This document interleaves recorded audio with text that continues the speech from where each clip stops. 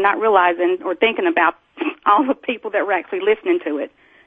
Well, you can't think about all the people because it's only important that one person is there, and that person was you. So what a great thing. Now, how did the family react to the book? Because I know that when you were writing, living inside the testimony, and you were trying to get the medical documentation, so that you could be accurate in talking about your husband's injury, you didn't want to let him know, he had to go and sign for it.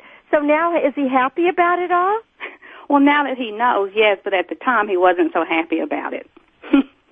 He didn't want his information in the book. He just didn't understand, and that's actually where the title of the book came from, and I had put it in the book because I was actually writing in real time. It was a testimony of previous things as well as what was going on while I was writing it. And he actually complained about having to go get the records because he didn't think it was appropriate. But now, of course, that he sees it in print and everything has gone so well, he understands why I was motivated. But at the time, it was like he really didn't get it. And I was complaining as I wrote the book and actually put it in the book.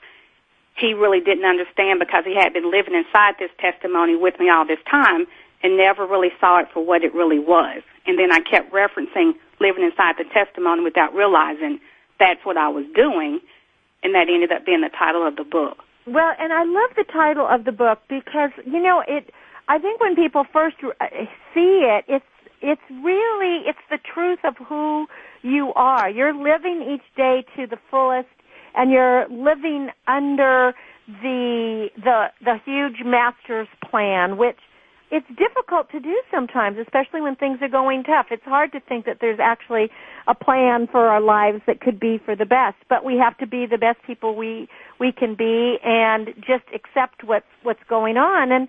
And this is what you have been trying to do, and it seems that it must have been inspiring for the family as well. It was, and the thing is, not just for my family, it's for everyone. I think if most people would sit back and look at their lives and things that they have gone through, whether they are people of faith or no faith, believers or non-believers, they do have to realize that they have a testimony to share with other people. They can inspire, they can encourage other people just by things that they have gone through in their lives. So it's, not just for my family to realize it, but just everyone. We do all live inside testimonies. We can inspire. There's inspiration within all of us, if that's something that we can share with other people. Because I really do feel that every single one of us has a story, and every single one of us has something important to share. But not many people take the time and the energy and the effort and the money and all the things that happen to put it out there to share for everyone else. So that's why I think it's important that you did in writing your book as well as just living the life that you're leading, because it is inspiring to others. And then what's happened to you since, I guess we really should get to this incredible part of your dream house is what really inspired you to write this book. And this picture on the cover, is this your actual house? It's beautiful. That's it. Oh, my goodness. Thank you. The whole idea that, as you said, a nurse and a landscaper could actually have this incredible dream house and build it themselves, this is a total testimony to you living your faith.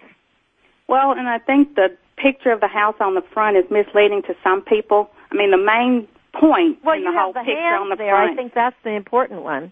It's the outstretched hands of Jesus. And in the dream that I had about the cover, I dreamed the picture as if he was presenting the house as a gift. So I wanted the house coming out of his hands. And some people thought it was kind of braggadocious to put the house on the cover. My point was the house is a blessing from the Lord. It was nothing that we did ourselves. Obviously, we could not have done that, a nurse and a landscaper.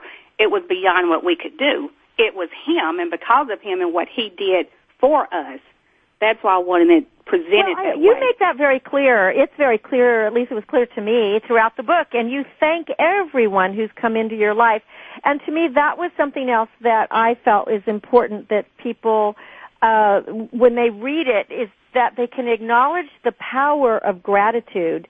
Is you have an amazing amount of gratitude for everyone who has ever shared this life's journey with you and the little things that people did.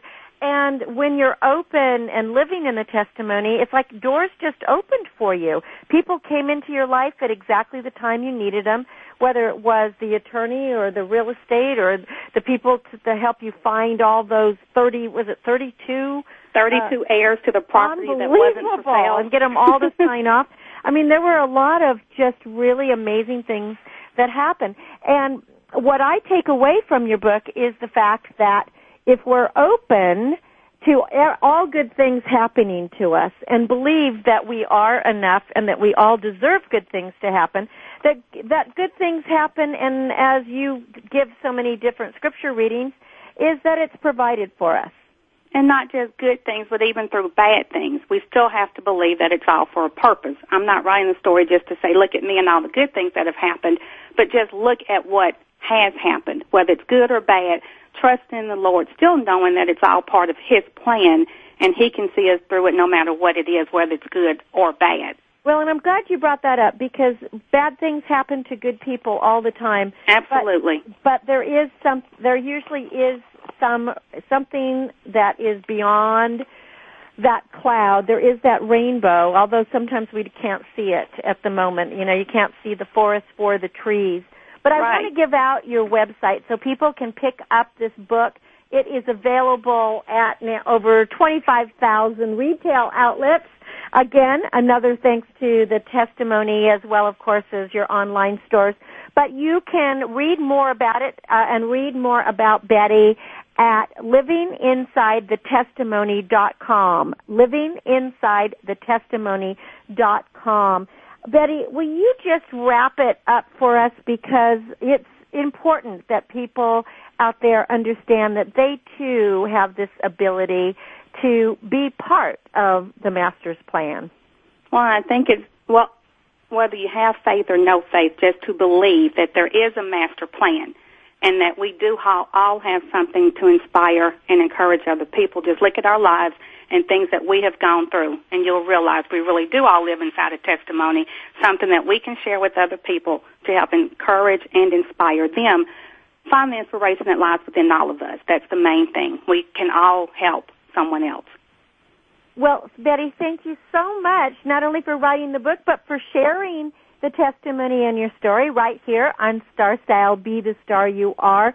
I know that other people will read your book and feel encouraged to live their faith every day and to do it to the fullest. It's been a joy to talk with you. Thank you, Cynthia. It was great. Well, thank you, Betty. Her book is Living Inside the Testimony.